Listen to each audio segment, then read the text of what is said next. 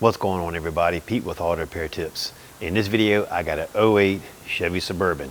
Customer says that last September they were driving along, brake lights just stayed on constantly with the key on. Key off, of course, the brake lights went out.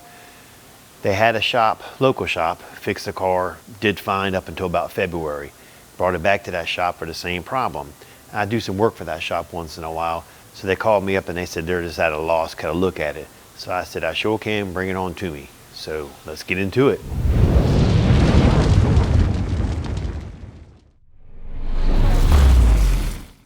So I've already been looking at the vehicle. I kind of know where the problem is, and I should have started the video when I started the project, but I thought it was gonna be something simple like a brake switch, but it ended up being something a little bit more involved. So let me show you guys where I'm at and how I got there. This is your brake switch right here. The pink wire supplies a constant 12 volts. When you hit the brake, inside the brake switch connects the circuit to circuit A, a light blue and white wire. That wire, if I go like this, goes out, goes up to the fuse box, and then goes back down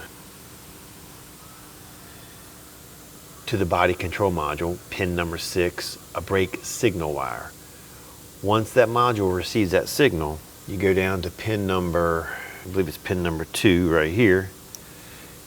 This is your control wire. So the body control module sends 12 volts out, which is a lot of wasted space it looks like to me, but anyway, it comes back up to the fuse box that's under the hood, goes across inside the fuse box. It is not connected anywhere with any fuses or anything.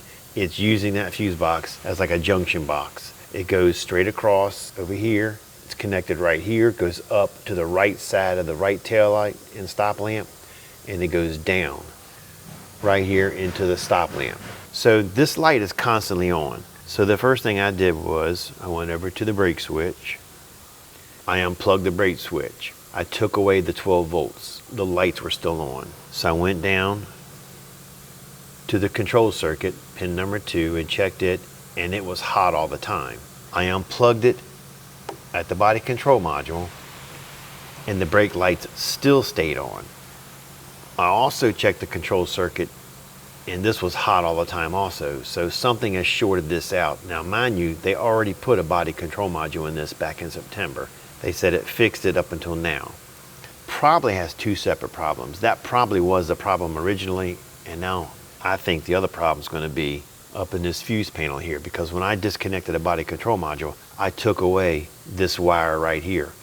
So there was no more 12 volts being fed to the body control module, but yet the lights were still on with the key on. So I believe somewhere up in here there's a short in that fuse box sending 12 volts to that brake lamp, because this is disconnected, and we still have power going to the brake lamp. So the only thing left, it can only be 2 things. Either a bad fuse box, or it can be 2 wires stuck together.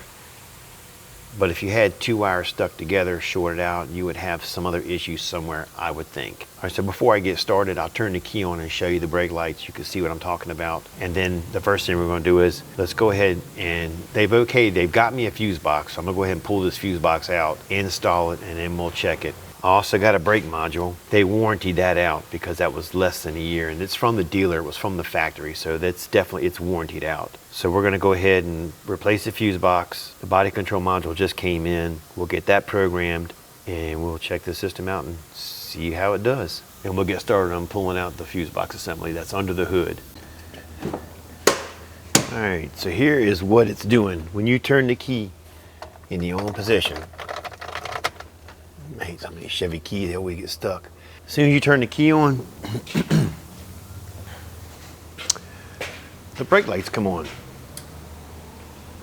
All 3.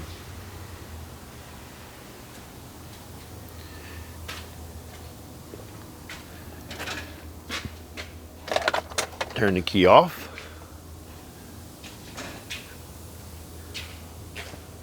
And they go off. Like I said before, they did the body control module back in, I think, September of last year. Here's this connector I unplugged from the body control module. This is the blue wire that goes right up into the fuse box, which goes back and feeds the brake lights.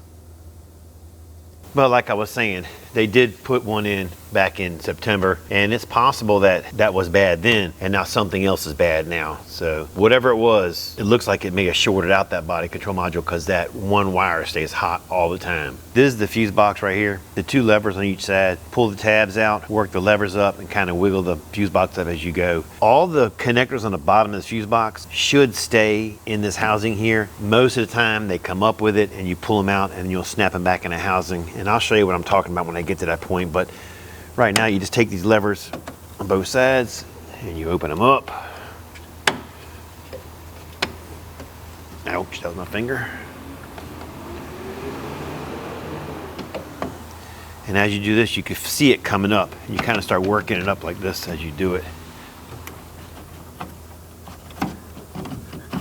There we go. It should pull just straight up and all those wires should come out, but that never happens like that. So what we'll do is we'll start pulling them up a little bit at a time, and you'll pull the connectors out. Sometimes I have to move things to get extra, like get the wiring a little bit further, but that's what it looks like. And this will snap back in the side here.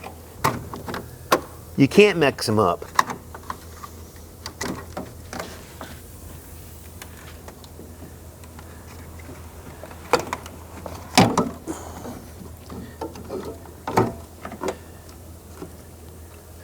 I say you can't mix them up, but you never know, right? Guess you could do anything, put your mind to it.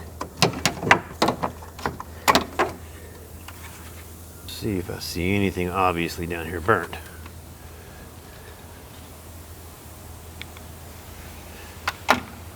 No, I do not. D2. Oh, there are the connectors. E, C. All right. Let's look at here. Do I see anything here burnt? Now what we do is we'll snap these back in place.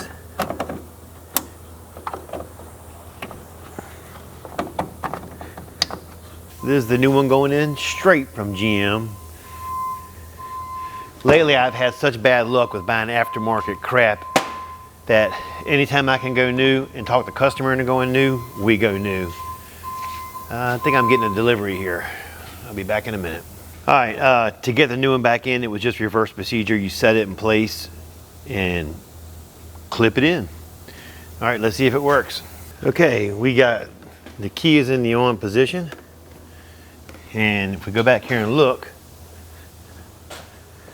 that brake light is out, that brake light is out, but the third brake light is on. So that might be on a different circuit. Let's see, let's take a second, let's go see what's going on with the third brake light, or it could be the body control module. Maybe it sends a different signal. Like I said, I still have the original body control module in the car. I didn't want to plug it back up just in case it was an issue. And I may have to get a new body control module in the car to get rid of that third brake light. All right, so here's why the third brake light is staying on. If you look right here, it's got its own control wire going to the third brake light. It's on connector X5. And if you look on the blue wire right here, that's connector X6, two different connectors altogether. So I've got to call in and we're going to get it programmed and this job will be done. So right in the middle of doing this job, I had to stop, pack up everything, and my wife and I and my daughter, youngest daughter, headed to Georgia. My oldest daughter had her baby. It was 7.07 ounces, I believe it was, a healthy baby boy. So I'm a new grandpa. Yay, high five. All right, so let me tell you where I'm at with this. When I was gone, they tried to program the computers on this. It wouldn't program. The people couldn't finish the programming, and I believe this is what's messing everything up. So I got to looking at it, and they kept telling me there wasn't enough volts going to the BCM. They were only getting 8 volts and they couldn't program at 8 volts. So check this out. So in talking to the people, they kept saying there was only 8 volts going, roughly 8.1 volts going to all the modules that are inside the vehicle. And I told them, I said, well, here's the fuse. I grounded it right there at the alternator. You can look and see. It's 11.4 volts. Battery's just a little bit down. And I said, well, we have almost 12 volts going through this fuse. So I went inside, checked it at the DLC, Let me show you how I checked it. Checked it at DLC, and if you look, you can see 8.5 to 9.7 volts. So they can't program it like that. And we clearly have 11 here, 11.4 here, and 8.5 to 8.1 to 9.5 in there. It's kind of jumping all around. So after a day and a half worth of fooling around with it and checking the hot leads going to it, thinking that maybe it was a broken wire or something not correct, we got to doing some reading on it, and check this out. If I take my ground off the engine and I go straight to the body, because all those modules in there are grounded through the body. They're not grounded to the engine block. They're picking up the ground off the body. When I move it to the body, look, we have the same readings, 9.6, 8.5, jumping all around. Back over here to the engine ground, 11.4. So there's our voltage loss right there. We have a bad ground somewhere. So what I'm getting ready to do now is hunt down a bad ground. When I find that bad ground, I'll bring you guys back on. I'll show you where it is and what I had to do to get to it. But there's no sense in y'all watching me tear off a bumper, because I believe the body ground, from what I read, goes from the battery to the radiator support. We're going to see if we're having a voltage drop from that ground to the radiator support. Once I find it and get to that point, like I said, I'll bring you guys back on and I'll show you what I'm gonna do to fix it. All right, catch you on a bit.